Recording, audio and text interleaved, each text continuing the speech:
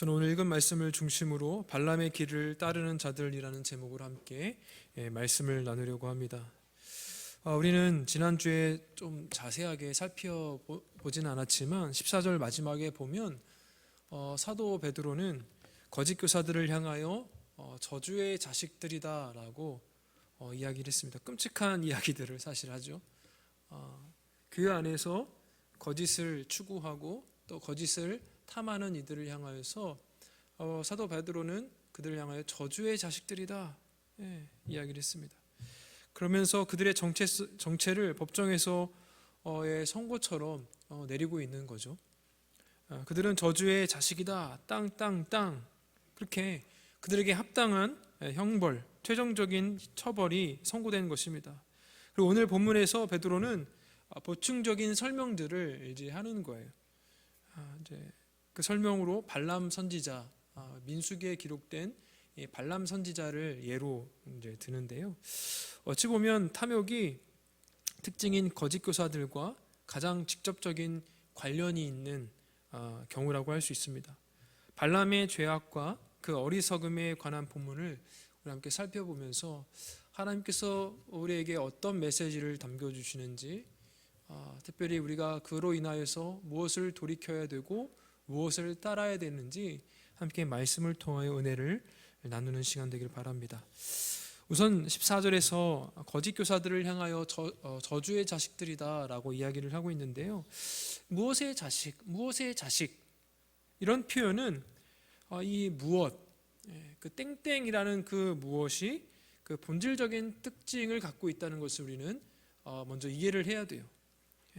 그러니까 저주가 그들의 본질적인 특징이라는 거죠. 그래서 저주의 자식이라는 표현은 하나님께서 확실하게 그들의 죄악으로 인해서 형벌을 내리신다라는 표현이에요. 이미 저주의 자식이라는 것은 그 무리들이 저주를 마땅히 받게 될 것이다. 하나님께서 내리시는 그 심판, 하나님께서 내리시는 그 형벌에 따라서 저주를 받게 될 것임을 분명하게 사도 베드로가 선고를 하고 있는 거죠. 특별히 저주의 자식이라는 이 표현은 거짓 교사들이 원래부터 복음의 말씀으로 성령을 통하여 거듭난 적이 없다라는 점을 시사를 하는 거예요. 신약에서 저주의 자식이라는 표현이 등장을 해요. 우리 주님께서도 바리새인들을 향하여서 저주의 자식들아, 독사의 자식들아 하면서 우리 주님이 아주 그냥 화를 내면서 이야기를 한 적이 있으십니다. 이 표현 자체가 사실 최종적인 판결에 해당합니다. 세상의 공중 권세를 잡은 자를 따르는 불순종의 아들들, 그리고 타락하여 죄된 본성을 따라 육체와 마음이 원하는 대로, 자기 중심성이 원하는 대로, 우리가 지난주까지 계속 살펴본 대로 이 거짓 교사들의 세 가지 특징이 있었어요. 탐욕, 교만, 방탕, 그죠? 그들이 원하는 대로 그대로 하는 진노의 자녀와 같은 표현이 바로 저주의 자식이라는 거예요. 그래서 거짓 교사들이 교리적으로는 명확하게 드러나지 않기 때문에 저 사람이 정말 잘못됐는지 사실 알지 못해요. 왜요? 그들도 신앙을 고백을 해요. 예수님을 믿는다라고 이야기를 하고 하나님을 믿는다라고 이야기를 하고 교회 안에서 그냥 봉사도 하고 같이 하기 때문에 교리적으로는 알지 못하는 거죠.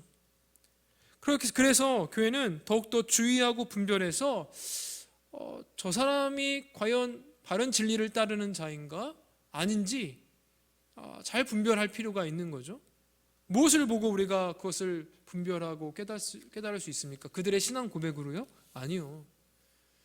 지금 사도 베드로가 이야기하고 있는 계속 거짓 교사들의 내용들을 보면 그들이 신앙 고백하는 그 내용들로 우리가 분별할 수 없음을 우리는 이미 배워왔어요. 알아왔습니다.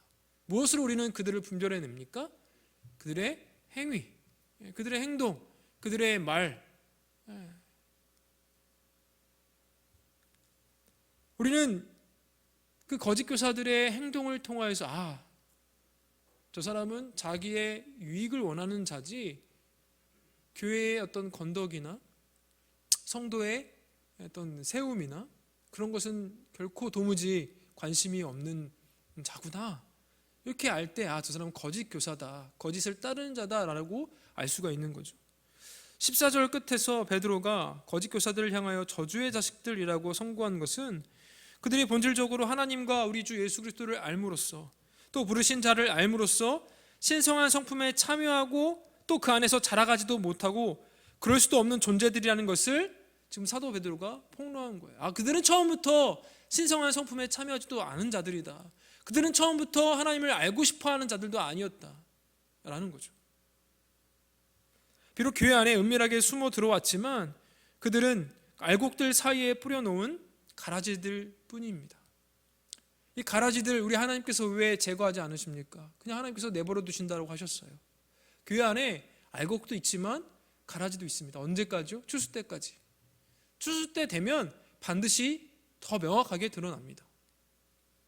베드로서는 이 가라지들이 알곡들 사이에서 함께 자라고 있는 모양을 보여준다고도 할 수 있어요. 그러니까 교회 안에 가라지들이 있으니 잘 살펴야 된다. 우리가 가라지를 어떻게 합니까? 열매를 보고 알잖아요. 그죠? 빈 열매인지 정말 가득 차 있는 아주 최상품의 품질인 열매로 맺혀 있는지 그 열매를 보면 알 수가 있다라는 거죠. 그래서 베드로후서는 거짓 교사들이 가라지라는 사실, 저주의 자식들이라는 그 사실이 그들의 어떤 신앙 고백을 통해서 분별해낼 수 있는 것이 아니라 그들의 행동을 통하여, 그들의 행위의 열매들을 통하여 알아낼 수 있다. 그들이 거짓으로 지어낸 말들로 자신의 사리사욕을 채우고자 하는 그 탐욕, 물질을 탐하는 행위, 우리가 지난주에 우리가 계속 본문을 보니까 대낮에도 방탕과 사치를 즐기는 그 어리석은 행위들, 또 자기 위해서 자기를 다스리시는 그 하나님을 어떻게 해요? 하나님의 그 말씀을 제멋대로 해석하고 영적 권위를 함부로 주장하는 그 교만을 보고 판단해야 된다라는 거예요. 믿음으로 한다고 하는 그 행위들은 단순히 도덕적 차원의 문제가 아닙니다. 그런 행위들의 열매로 달리는 그 뿌리, 근본적인 문제가 있다라는 것이죠. 그 근본이 탐욕으로 가득 차 있느냐, 교만으로 가득 차 있느냐, 방탕으로 가득 차 있느냐. 그 탐욕과 교만과 방탕으로 가득 차 있기 때문에 그들이 맺는 그 열매는 자연스럽게 자기들의 자기중심성으로 가득 차 있는 그 열매들이 맺힐 게 당연한 거 아니겠습니까? 그들의 믿음이 과연 무엇이었는가? 그들의 교만과 탐욕으로 드러날 때 베드로는 그들을 향하여서 이렇게 선고한 거예요. 그들은 저주의 자식들이다. 그러므로 야고보 사도가 가르치는 대로 우리의 행함은 우리의 믿음이 가짜인지 아니면 진짜인지 우리가 드러내는 증거임을 우리는 잊지 말아야 되죠. 여러분 스스로 한번 살펴보십시오. 우리 안에 맺혀 있는 그 열매들이 우리가 하는 말들이나 하는 행동이나 내가 선택하는 어떤 기준이나 내가 사용하는 그 시간 할애를 어디에 사용하고 나의 에너지를 어디에 사용하는지 한번 살펴보십시오. 여러분들이 갖고 있는 그 물질을 어디에 사용하는지 한번 살펴보십시오. 여러분들이 쫓는 것, 추구하는 것, 무엇을 추구하고 무엇을 쫓는지 한번 곰곰이 한번 들여다보십시오. 나의 탐욕으로부터 비롯된 것인지 나의 교만으로부터, 나의 방탕함으로부터 비롯된 것이 아닌지 한번 돌아볼 필요가 있다는 것이죠.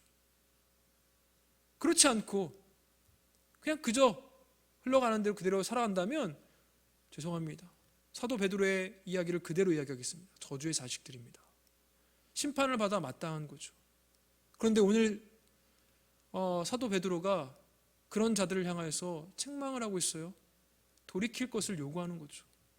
저주의 자식들로 남을 것이냐 아니면 다시 하나님의 은혜로 책망을 받아서 돌아올 것이냐. 그것을 오늘 본문은 이야기를 하고 있습니다. 사도 베드로가 거짓 교사들을 향하여서 저주의 자식들이라고 선고한 후에 보충 설명을 오늘 15절과 16절에서 이야기를 하고 있어요. 앞에서 이야기했듯이 그들과 가장 흡사한 구약에서 이야기한 대표적인 예, 거짓의 길로 갔던 그 대표적인 그 대표주자 바로 발람의 이야기를 꺼내 듭니다. 우리 15절 말씀을 같이 한번 읽어보겠습니다. 15절입니다. 시작. 그들이 바른 길을 떠나 미혹되어 볼의 아들 발람의 길을 따르는도다. 그는 불의의 삭슬 사랑하다가. 15절에 보니까 핵심이 뭐예요? 처음에 보니까 한 번만 띄워주시겠어요? 핵심이 뭐예요? 바른 길을 떠났다라는 거예요. 바른 길을. 핵심은 바른 길을 떠나는 거예요. 베드로는 구원을 뭐라고 표현했냐면 썩지 않고 더럽지 않고 쇠하지 않는 하나님 나라를 유업으로 받는 것, 이것을 구원으로 묘사를 했어요.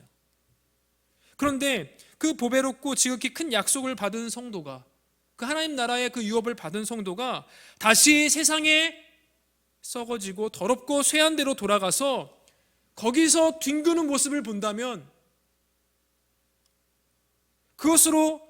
그런 삶으로 결론이 난다면 어떻게 이해해야 하는 거예요? 사도 베드로는 그들은 처음부터 복음을 듣지도 않은 자, 그들은 처음부터 성령의 거듭남으로 태어나지 않은 자라고 이야기를 하는 거예요. 그런 증거가 된다라는 것이죠. 그래서 베드로는 거짓 교사들이 발람의 길을 쫓아서 탐욕을 따라 더러운 이득을 취하며 방탕한 삶을 살았다는 것을 그들의 구원의 실패의 증거로 재확인하는 거예요. 그들은 구원받은 적이 없다. 처음부터 그들은 처음부터 믿는 존재도 아니었다. 예수 그리스도를 주라고 시인을 했지만, 말로는 이야기했지만, 그들의 전 인생에 걸쳐서 살펴보니까 전혀 그들은 예수님을 주인으로 왕으로 모시지도 처음부터 그러지도 않았던 사람들이다. 이 이야기를 하는 거예요. 여러분, 발람의 이야기는 민수기 22장, 24장에 기록되어 있습니다. 거기서 발람은 모압 왕 발락의 요청으로, 발락이에요, 발락. 좀 달라요. 이름 비슷하지만 모압 왕 발락의 요청으로 어떤 요청을 받았냐면 이스라엘을 저주해라, 저주해달라. 발람 선지자에게 다가가서 이스라엘을 저주해달라라고 요청을 합니다. 그러면서 그 대가로 뭘 주겠대요? 금, 은, 보화를 주겠대요. 발람은 처음에 거절해요. 그리고 오히려 이스라엘을 축복하죠. 하나님의 말씀대로 이스라엘을 축복했어요. 그 다음에 또 발락이 또 요청을 하죠. 안정된 삶을 보장해 주겠다. 높은 자리 약속해 줘요. 높은 지위를 약속해 줘요. 어떨까요? 발람이 두 번째 제안에도 거절합니다. 하나님께서 말씀하신 대로 이스라엘을 축복해요. 그런데 제가 뭐라고 했어요? 그런데 세 번째 발락이 또 요청을 하죠. 그 유혹에 이기지 못합니다. 굴복하여 길을 떠납니다. 하지만 그렇더라도 발람은 이스라엘을 두려워해서 결국에는 마지막에는 이스라엘을 저주하지 않아요. 하나님을 두려워하고 이스라엘을 두려워했기 때문에 저주를 하지 않죠. 모압 왕의 요청대로 저주를 하지 않고 마지막엔 결국에 이스라엘을, 하나님의 백성 이스라엘을 축복하는 것으로 끝이 납니다. 그런데 여러분, 끝까지 하나님이 주시는 대로 이스라엘 축복했던 발람을 향하여 지금 오늘 본문은 뭐라고 이야기하냐면 불의의 삭슬 사랑했던 자, 불의의 삭슬 사랑했던 자, 거짓 교사들의 어떤 대표성을 갖는 인물로 지금 누구를 이야기하냐면 발람을 이야기를 해요. 발람을. 조금 너무하다라고 생각할 수도 있을 것 같아요. 발람이 무엇을 잘못했습니까? 베드로후서 다음에 있는 그 유다서에서도 보면 거짓 교사에 대해서 저주를 선포하면서 이 발람을 또 이야기를 해요. 발람이 자꾸 여기저기서 등장을 해요. 거짓 교사와 아주 연관된 인물이 바로 발람이라는 것을 우리가 알 수가 있는데, 그 유다서에 보니까 그 거짓 교사들이 행하는 길을 뭐라고 표현했냐면 가인의 길이다. 여러분 가인 알죠? 가인의 길, 그리고 고라의 폐역, 그것과 더불어서 발람의 어그러진 길이다라고 표현을 하고 있습니다. 여기서 발람의 어그러진 길로 번역된 부분은 원래 발람의 삭새 속임이라는 뜻인데요. 삭새 속임. 발람의 삭스는 뭐예요? 모압 왕 발락이 제안했던 것, 선지자 발람이 받았던 그 재물을 가리키는 거죠. 그리고 속임이라는 말은 미혹되어 바른 길을 떠난다라는 의미를 갖고 있습니다. 그래서 발람의 삭새 속임이라는 표현은 발람이 그 불의한 재물을 받아서 미혹되어 바른 길을 떠났다, 그러니까 대가를 받고 불의한 삭슬을 받고 바른 길을 떠난 대표 주자가 바로 누구예요? 발람이라는 거예요. 발람. 분명 마지막까지 하나님의 백성들을 저주하는 것은 하지 않았어요. 그런데 하나님의 말씀을 쭉 한번 보세요. 성경을 쭉 보다 보면 세상은 결국에는 결과주의로 결과만 좋으면 되는 식 아닙니까? 그런데 말씀을 가만히 살펴보니까 결과만 좋아서는 안 된다는 것을 우리가 알 수가 있어요. 과정이 정말 중요하죠. 과정. 15절에서 분명히 이야기해요. 발람은 불의의 삭슬 사랑했다. 그래서 그는 세 번째 발락의 요청에 거부하지 못하고 길을 떠나죠. 길을 떠나요. 그가 결과적으로 모압 왕의 요구대로 하나님의 택한 백성을 저주하지 않고 하나님이 주시는 말씀대로 그들을 축복했다는 사실은 좋아요. 그대로 있어요. 정말 좋은 거죠. 그런데 발람이 분명 그 불의한 제물의 제안을 거절하지 못했다라는 점 분명 우리가 짚고 넘어가야 되는 거죠. 민수기에서 발람이 처음 2번은 거절했지만 세 번째는 가겠다 하고 길을 나섰습니다. 발락이 거듭해서 신하들을 보내서 높은 지위와 많은 재물, 안정된 생활, 그 많은 것들을 보장해준다라고 약속을 하자 발람은 사실상 뭐라고 이야기했냐면 내가 집에 은이나 금이나 그 모든 것을 가득 채워준다 할지라도 능히 여호와 내 하나님의 말씀을 어겨서 덜하거나 더하지 못하겠다. 분명한 신앙적인 고백을 했어요. 내가 하나님 앞에서 그 불의한 삭슬 내가 쫓지 않겠다, 못하겠다 이야기를 해요. 그런데 말은 그렇게 했는데요, 시간을 조금 두어요. 발락이 보낸 그 신하들을 바로 내보내지 않고 기다려달라. 그 달콤한 제안을 가져온 그 발락의 신하들은 그 밤에 가지 못하도록 이 발람이 붙들어 둬요. 기다리게 둬요. 그리고 무슨 말을 합니까? 여호와께서 내게 무슨 말씀을 더하시는지 내가 알아보겠다. 여러분, 하나님의 백성을 저주하라는 말, 하나님의 선하신 뜻 가운데 그건 말도 안 되는 거죠. 그것을 왜 그냥 바로 이제 알아야지. 선지자면 하나님께 더 하실 말씀이 있는지 내가 알아보겠다. 3번이나 축복하라는 말씀을 들었음에도 불구하고 이 발람은 혹시나 하나님께서 다른 말을 하실지 한번 여쭤보겠다 하고 기다리게 합니다. 의도가 있죠. 그의 마음이 탐심으로 인해서 흔들리는 모습인 거예요. 하나님께서는 처음부터 발람에게 너는 그들과 함께 가지도 말고 그 백성, 내 백성을 저주하지도 말라, 오히려 축복해라 라고 분명하게 말씀해 주셨어요. 단호하게 말씀하셨어요. 발람은 하나님의 뜻을 너무나도 명확하게 들었습니다. 분명하게 들었어요. 그런데 하나님이 여기에 덧붙여서 할 말이 있을까요? 다른 말이 있을까요? 하나님께서 자신의 백성을 저주하시겠습니까? 사실 그것은 물어볼 것도 없는 일 아니겠습니까? 그런데 발람은 그 밤에 무슨 이유로 하나님께 뭐라고 다시 물어보겠습니까? 이스라엘이 무슨 중대한 범죄를 행하여서 모압에 의해 징벌을 당해야 할 상황도 아니었습니다. 발람이 하나님의 뜻을 다시 묻겠다고 한 계기와 그 상황도 있을 수 없는 경우죠. 발람이 하나님께서 이미 주신 그 말씀을 알면서도 무슨 말씀을 다시 하실지 모르겠다라고 말을 흐린 것은 모압 왕의 신하들이 와서 높은 지위와 많은 재물과 물질과 많은 것들을 보장해 주겠다라고 약속한 그 유혹에 무엇을? 말을 들었기 때문이에요. 말을. 그래서 마음이 흔들린 것이죠. 그 탐심이 작동하기 시작한 거예요. 탐욕이 작동한 거예요. 탐욕이.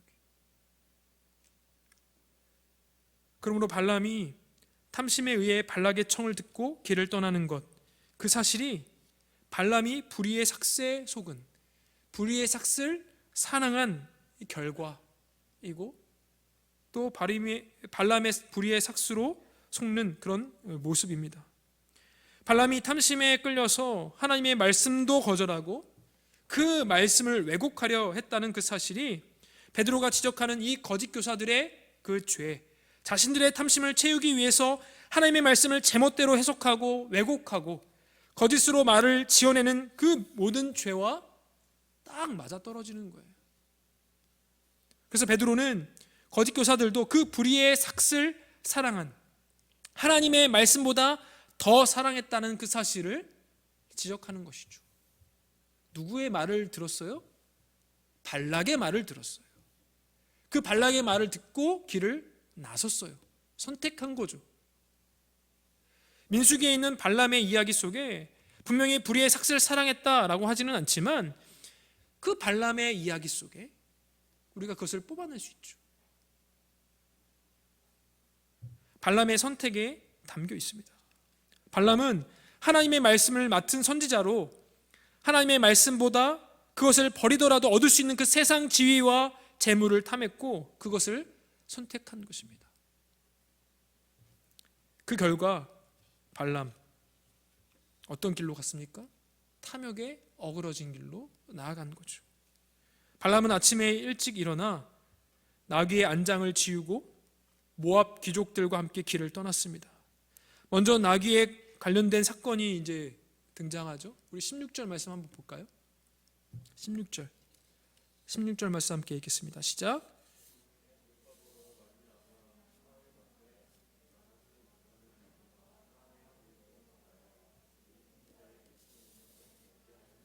네, 아멘. 여호와의 사자가 진노함으로 발람 앞에 나타났습니다.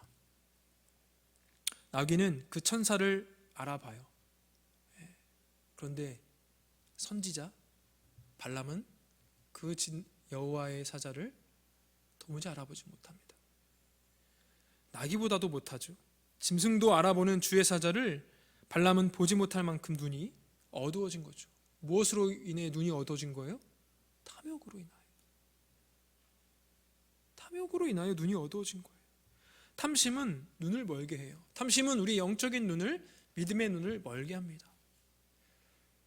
결국에 탐심은 우리의 시간을 그릇되게 활용하게 하고 우리의 에너지를 그릇되게 활용하게 하며 우리가 추구하는 것, 우리가 쫓는 것, 우리가 선택하고 판단하는 그 모든 것들을 왜곡하고 하나님의 말씀 자체도 왜곡하여 이해하려고 합니다. 우리가 하나님의 말씀을 수도 없이 많이 들었어요. 하나님의 뜻 너무나도 잘 알죠. 무엇이 죄인지도 알아요.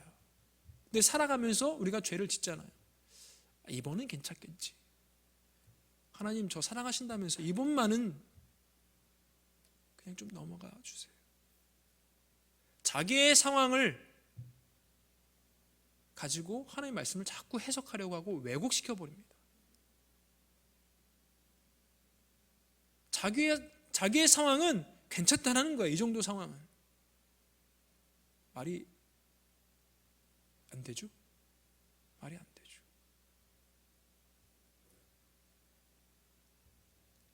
눈이 어두워져서 자꾸 왜곡하는 거고 자기 상황에 합리화를 시키는 거예요. 탐심은 눈을 멀게 합니다. 하나님을 알므로써 신성한 성품에 나아가고 그리고 자라가지 못한다면 소경이 되는 거예요. 그래서 베드로가 이야기한 것처럼 옛죄를 깨끗하게 하심도 있는 것과도 같은 거죠. 그리고 발람은 영문을 모르고 더 이상 길을 가려고 하지 않는 나귀를 혼내요. 3번이나 후려칩니다. 왜 가지 않느냐고. 나귀는 분명히 눈앞에 여호와의 사자가 가로막고 있기 때문에 가지 못하잖아요. 근데 발람은 그것을 보지 못하니까 왜 내 의도대로 가지 않느냐. 내가 주인이고 너는 짐승에 불과한데, 너는 종에 불과한데 왜 내 마음대로 내가 원하는 대로 가지 않느냐 하면서 후려칩니다. 그런데 참 신기하죠. 하나님께서 나귀의 입을 여셔요. 사람의 말을 하게 하십니다. 뭐라고 합니까? 왜 나를 때리느냐? 왜 나를 때리느냐? 발람은 오히려 나귀에게 호통을 치죠. 네가 나를 거역하기 때문에 내가 너를 후려치는 거다, 때려치는 거다. 내 손에 칼이 있었다면 너는 죽었다, 이 이야기를 하는 거예요. 여러분, 이 이야기는 누가 할 법한 이야기일까요? 우리 하나님께서 발람에게 해야 할 말 아닐까요? 꼭 하나님께서 선지자 발람에게 하실 수 있는 심판의 선고 아닙니까? 발람은 주인 되신 하나님의 말씀을 거스르고 탐심에 따라 자기 자신이 마땅히 받아야 할 선고를 자기 입으로 지금 나귀에게 하고 있는 거예요. 자신이 무슨 일을 하고 있는지 전혀 모르고 있는 거죠. 그만큼 탐욕으로 눈이 멀어 있고 영적 판단력도 상실한 상태임을 우리는 알 수 있습니다. 여러분, 베드로서에 나타난 이 거짓 교사들, 이와 같다라는 거예요. 거짓을 따르는 자들, 이와 같다라는 거예요. 자기 탐심에 따라 하나님의 말씀도 왜곡하고 이 정도면 됐지 하며 합리화시키는 자들을 향하여 자들도 이와 같다라는 거예요. 주인의 말을 듣지 않는 나귀와도 같고 하나님의 말씀을 거스르고 자신의 탐욕을 쫓아가는 발람과도 같다라는 거죠. 베드로는 이 대목을 말 못하는 나귀가 발람 선지자의 불법을 책망했다라고 이야기합니다. 그 결과 무엇입니까? 민수기에 기록된 발람의 이야기를 보면 발람은 그의 나귀가 가기를 꺼려하는 그 길을 가고자 했던 사람이었습니다. 탐욕을 따르는 길이 그렇습니다. 나귀는 진노하시는 여호와의 사자를 보았어요. 발람은 하나님의 말씀을 거부하고 탐욕을 따라가는 그 어그러진 길을 끝까지 보지 못했습니다. 거짓 교사들도 이와 같아요. 그들은 육체를 따라 더러운 정욕 가운데서 행하며 주관하는 일을 멸시하는 자들인 것이죠. 발람의 나귀는 멈추려 했어요. 거짓 교사들은 본래 잡혀 죽기 위해 태어난 이성 없는 짐승처럼 썩어질 것을, 더러워진 것을, 쇠한 것을 쫓아다니면서 스스로 썩어지며 결국 썩어지는 멸망에 이르는 것뿐입니다. 주 안에서 사랑하는 청년 여러분, 탐심은 말씀을, 하나님의 뜻을 왜곡하게 합니다. 내 상황에 잇대어서 합리화를 시킵니다. 하나님을 믿는다, 예수님을 믿는다 이야기하지만 실제로 삶의 열매가 엉망인 경우가, 엉터리인 경우가 얼마나 많은지 몰라요. 여러분들이 쓰는 시간을 한번 보십시오. 여러분들이 쓰는 에너지를 한번 보십시오. 여러분들이 선택하는 그 판단과 선택지를 한번 보세요.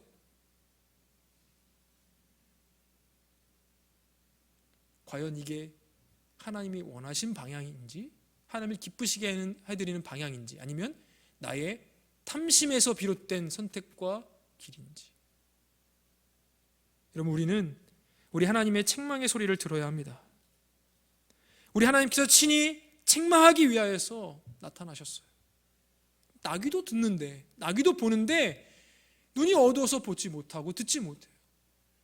여러분, 과연 여러분 어떠십니까? 우리 주님의 그 책망의 소리가 들리십니까? 그 귀한 하나님의 말씀이 보이십니까?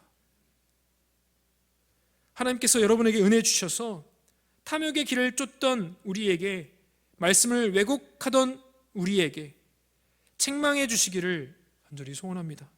책망이 은혜예요. 책망을 듣고 책망을 보는 것은 은혜예요. 왜요? 돌이킬 수 있으니까. 책망하시는데도 듣지 못하고 알지 못하면 결국 사도 베드로가 이야기한 것처럼 뭐예요? 14절에 저주의 자식들아. 처음부터 믿음이 없었던 존재고, 처음부터 성령으로 거듭나지 못했던 존재들, 결국에 멸망으로 빠질 수밖에 없는 존재들에 불과하다라는 거예요. 주 안에서 사랑하는 청년 여러분, 이 소리를 듣지 못하면 결국 저주의 자식들의 길, 멸망의 길, 처음부터 복음을 듣지도 성령에 거듭나게 하심도 누리지 못한 자들임에 틀림없습니다. 바라기는 우리가 연약한 육신의 몸을, 죄악의 몸을 갖고 있기에 우리의 삶이 온전히 하나님을 기쁘시게 해드리는 삶을 살고 싶지만 그렇지 못할 때가 너무나도 많이 있음을 인정합니다. 저도 있습니다. 그런데 여러분, 삶을 살다가 나의 유익, 나의 삶의 어떤 보장, 안정의 어떤 보장, 그런 것들을 핑계거리로 하나님의 말씀을 왜곡시키거나 합리화시키지 마십시오. 합리화시키지 마십시오. 혹여나 말씀을 통하여서 하나님께서 여러분을 책망하신다면, 이것은 내가 아니라 저 옆에, 내가 아니라 저 친구에게가 아니에요. 나에게 주시는 책망인 줄 알고, 나에게 책망의 은혜를 주셨구나, 돌이키라는 은혜를 주셨구나, 기꺼이 그것을 받아들임으로 돌이키는 저와 여러분 되기를 간절히 소원합니다.